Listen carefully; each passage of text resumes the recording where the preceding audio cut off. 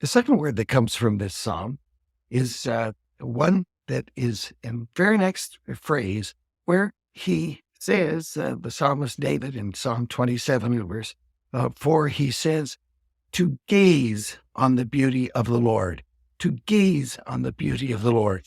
And I've chosen the word see. We have to see it. We have to see the beauty of the Lord. There's a lot of ugliness in this world. There are wars and rumors of wars, and there's accidents and difficulties, and people choose unspeakable crimes against humanity, the violence that has always been there within humanity. There still seems to be within people a spark of goodness, and once in a while you'll see an act of compassion from somebody that surprises you. But in the end of the day, if we're to live our lives as we ought to live them, we don't look at those things. They're very real. We do not deny them. These terrible things in life, these disasters are very, very real, but I'd rather choose to look at the beauty of the Lord, to gaze on the beauty of the Lord. And thus we need to see. And when we see the beauty of the Lord, when we gaze on it, we need to be in awe. Awe is one of the deep down emotions, along with fear and some other emotions that run very, very deep in our soul. And people experience awe, and awe is the mystery of what is beyond. And when we see the beauty of the Lord, when we gaze on his beauty, we can't grasp it all. It's like the mystery of some amazing scenery that we see, perhaps from a mountaintop overlooking with the beautiful clouds mixed in with the blue sky. Perhaps it's in the night sky out in the dark and looking up, or if you live up in the north, seeing the beauty of the dancing northern lights. To see that which we cannot understand, which is beyond us.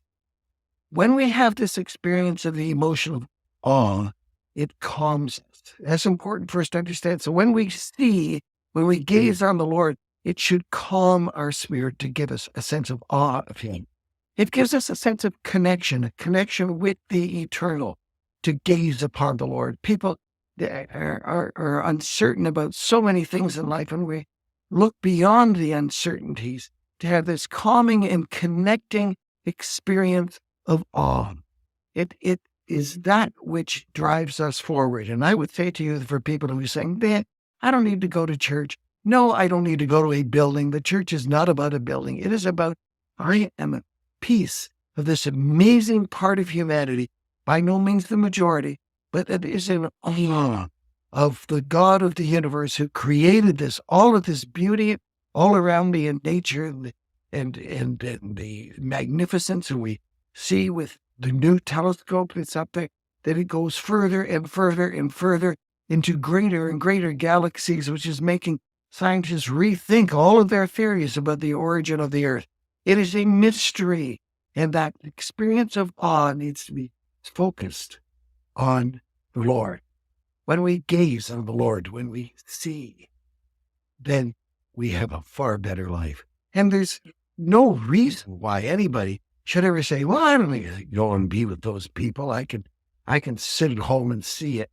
Well, there's a sense in which that's true. You can worship the Lord at home. You could sing a song by yourself, do a YouTube video or something like that. But when you are there with the people and you recognize the diversity of who's in the crowd, young and old, different perspectives, you don't all agree on everything. You've got different political viewpoints and different viewpoints of how the church should operate.